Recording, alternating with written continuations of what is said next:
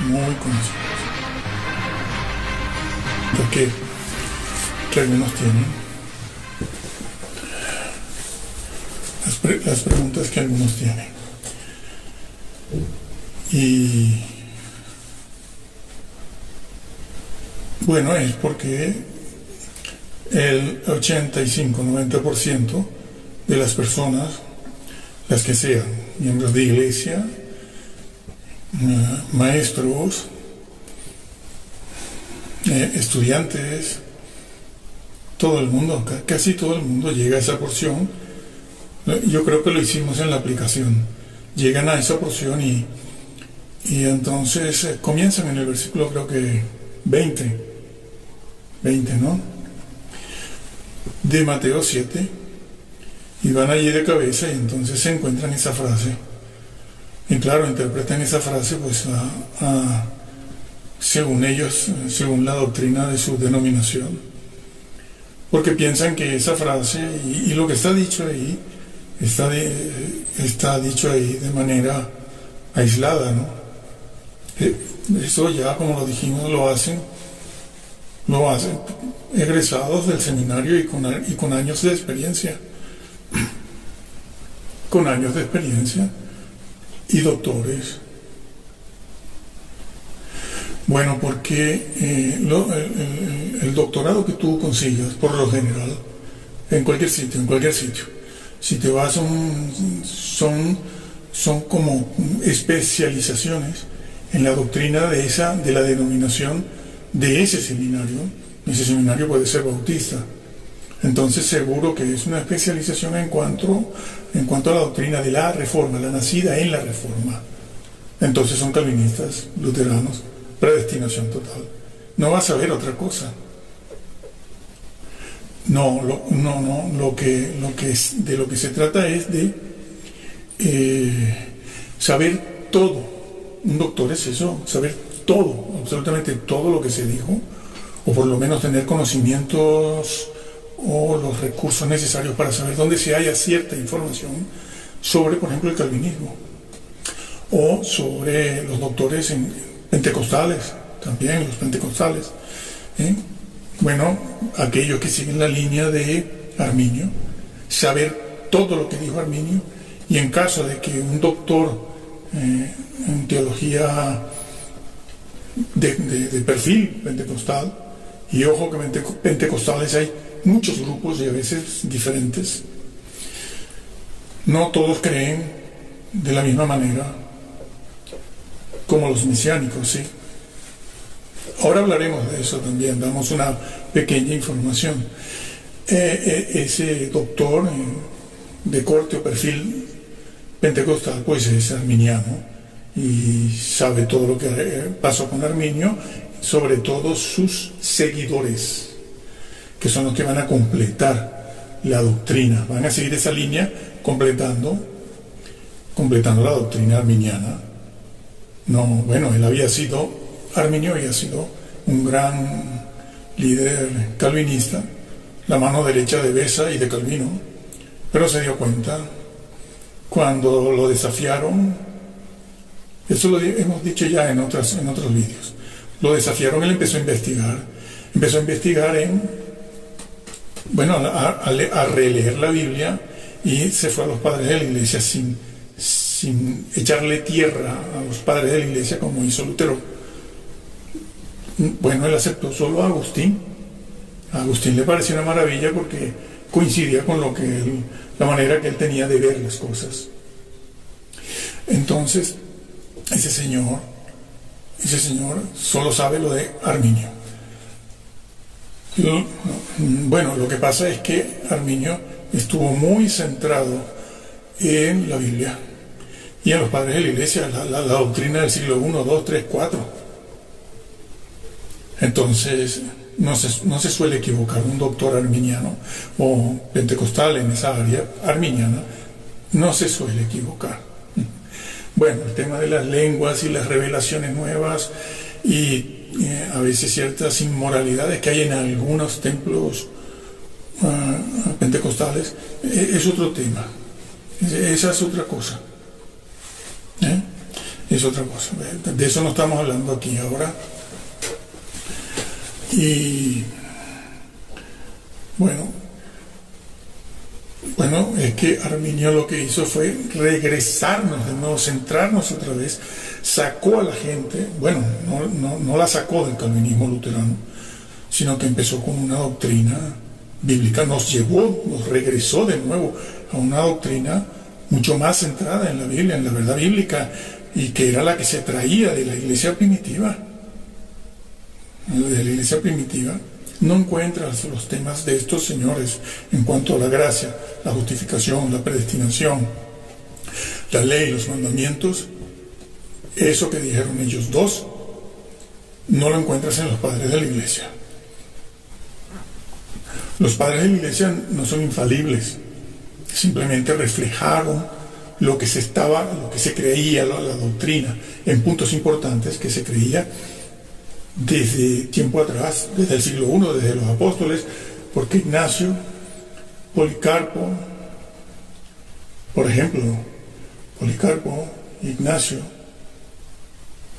sí, y otros que están por ahí, conocieron a los apóstoles.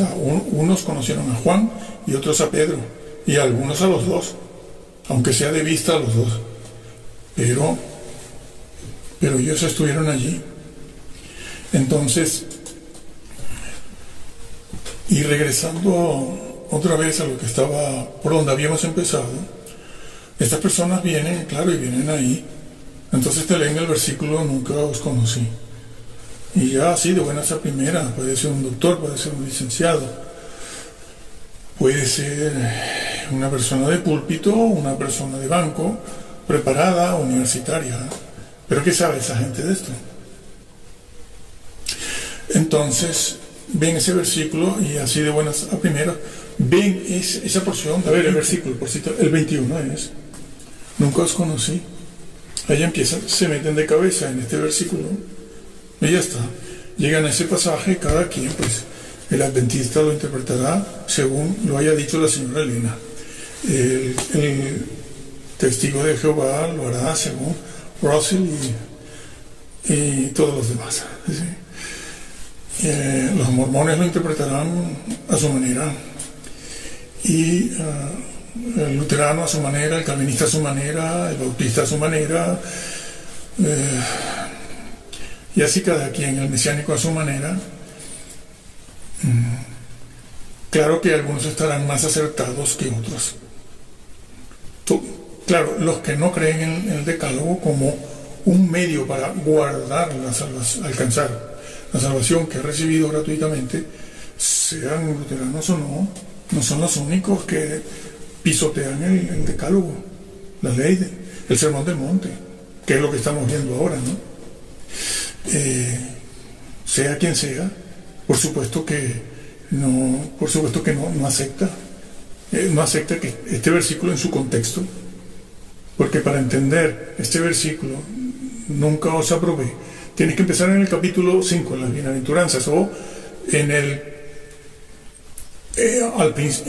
tienes que irte al principio, al comienzo del sermón del monte, porque eso fue dicho en el sermón del monte. Entonces, el Señor empezó con una idea. El sermón del monte está interesado en hacerle saber a sus oyentes algo que es evidente, porque te lees los capítulos 5, 6, 7 y no se aleja de la idea central.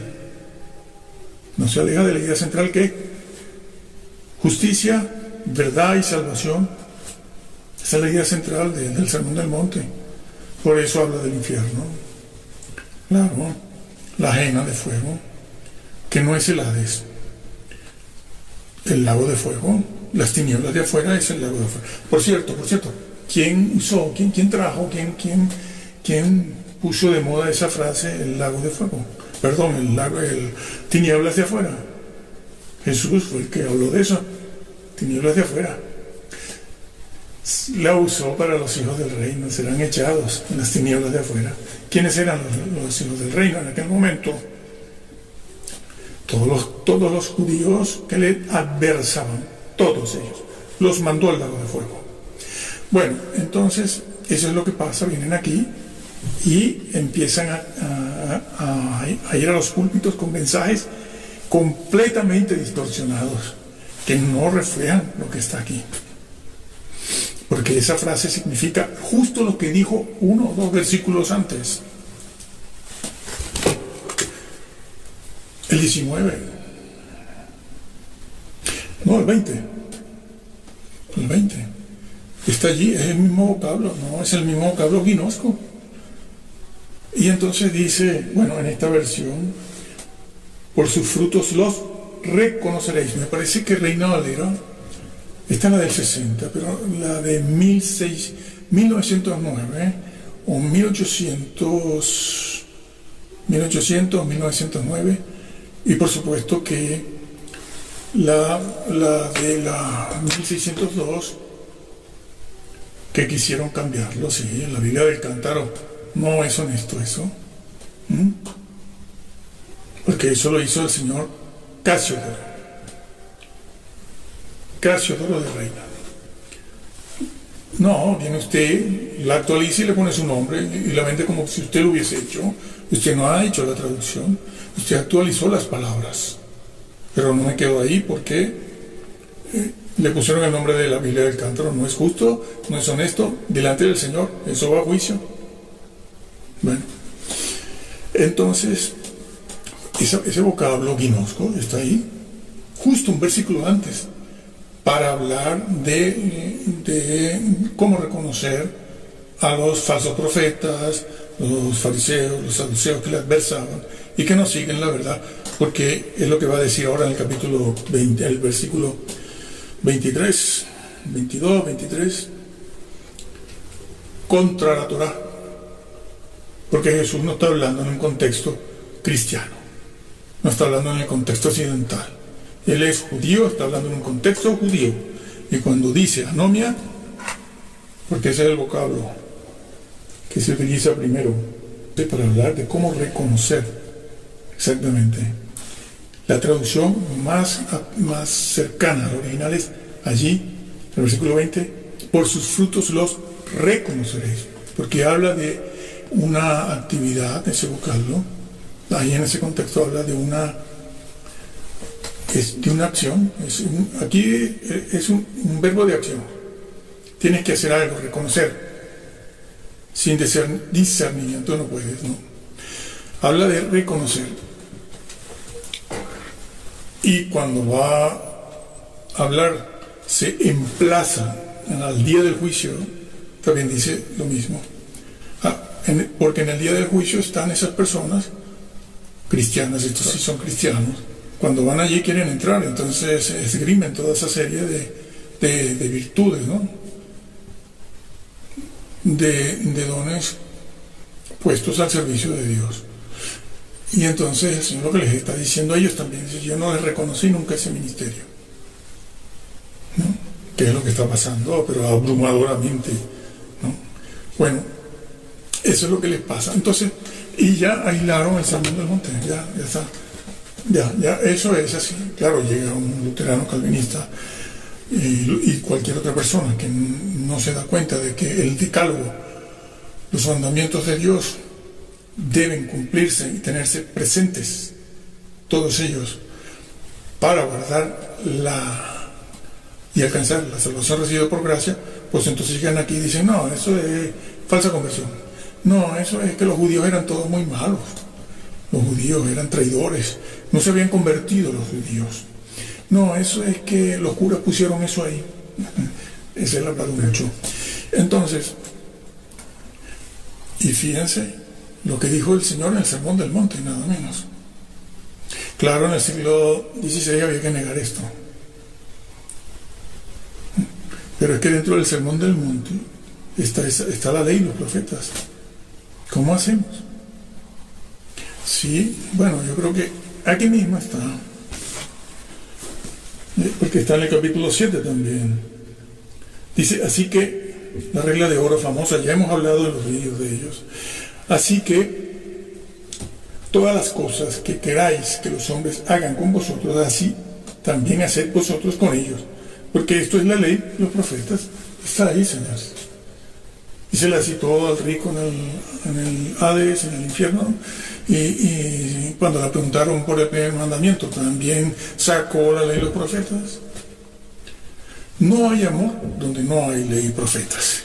Y si quieren decir eso, están desmintiendo al Señor, porque aquí mismo en Mateo, mira, ya que lo tengo aquí, mira, salió, siempre sale. A ver, sí. Mateo 22, un fariseo le preguntó, Jesús le preguntó cuál es el primer mandamiento. Jesús lo dijo, amarás al Señor tu Dios con todo tu corazón, con toda tu alma, con toda tu mente. Este es el primero y grande mandamiento. Y el segundo, amarás a tu prójimo como a ti mismo. Amor, amor, amor, el amor, no ley, no ley, no. ¿Cómo que ley no? Pero si lo pasa a decir a continuación, de estos dos mandamientos, les he dicho el vocablo original griego. Pende, la ley y los profetas. No, entonces, como sabemos, ¿no?, que el calvinismo siempre divorcia una cosa de otra, en el tema que sea. Divorcian los dos, el amor a Dios y al prójimo, de la ley y el profeta. Lo divorcian completamente. Siempre lo hacen. Son especialistas en divorciar una cosa de otra. Esos son los ministros de justicia. Pero eso lo dijo Pablo, que tenía un grave problema con los mesiánicos actuales. Lo dijo Pablo precisamente porque él los tenía allí. Los ebionitas de aquel momento, que son los mesiánicos de ahora, pero eso hay que especificarlo. No se puede hablar de los mesiánicos, no de los judíos. Cuidado, no judíos, no se trata de los judíos, de Israel, de cultura, de tradición, de ascendencia judía, que ya sabemos todo el tema de los nórdicos y todo esto, pero ahí no vamos a entrar. Porque los mesiánicos los hay de varios tipos y están enfrentados entre ellos. Bueno. Sí, hablan mucho de los cristianos y resulta que entre ellos procuran no meterse el uno con el otro para no desprestigiar al mesianismo. Ahora no estoy ahí. Entonces, como venía diciendo, bueno, regresando, pende, ese vocablo significa esto, pende. Es decir, una cosa te lleva a la otra.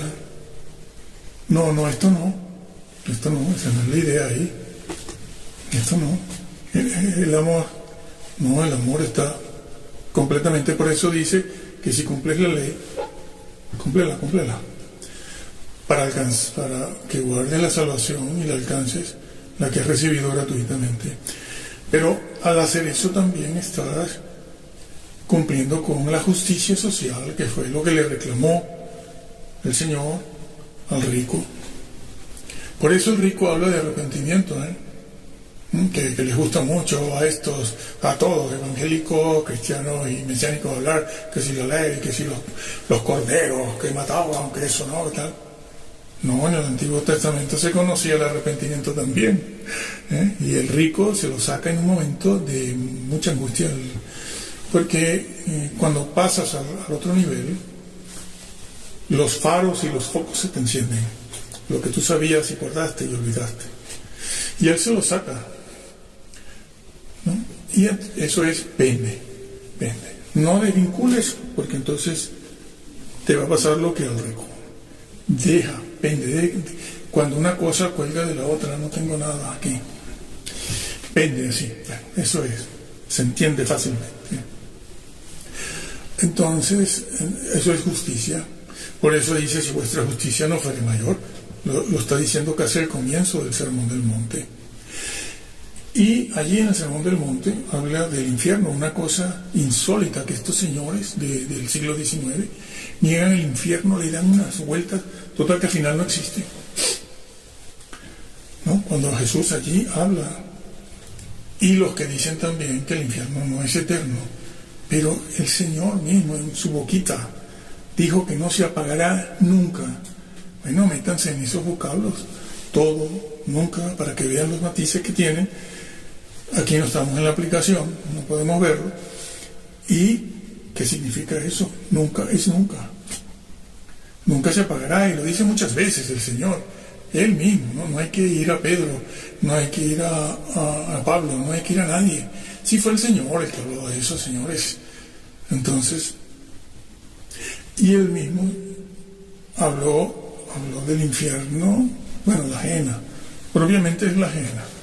Ustedes ya conocen el tema ese de el valle de Hinnom, de los hijos de Hinnom, a un costado allí en Jerusalén, que todavía se conserva eso. Bueno, la geología no está igual que hace 1500 años, pero está allí. Se llama el Monte de la Corrupción, ese es el nombre. Está allí, donde Salomón y los suyos sacrificaron cientos o miles de niños. Pero claro, te venden a Salomón, te lo han vendido como... Hay algunos que dicen que no, que de todas maneras él murió tranquilito y en su vejez, sí. Pero él va a ser disciplinado. Al final, claro, como... ¿Y qué van a decir? O te dicen que al final de su vida se arrepintió, ¿no? Es una locura. Unas cosas que inventan estos señores para poder justificar lo que dijo el Señor. Usted más nada, porque ellos fueron los primeros, ¿no? Porque ellos desarrollan un poquito eso, no mucho, de Agustín. Ya está. Más nadie dijo eso nunca. Bueno, sí, lo sé porque lo he vivido en carne propia, aquí a mi costado y a mi costado. Pero la doctrina que están predicando estos señores es arminiana.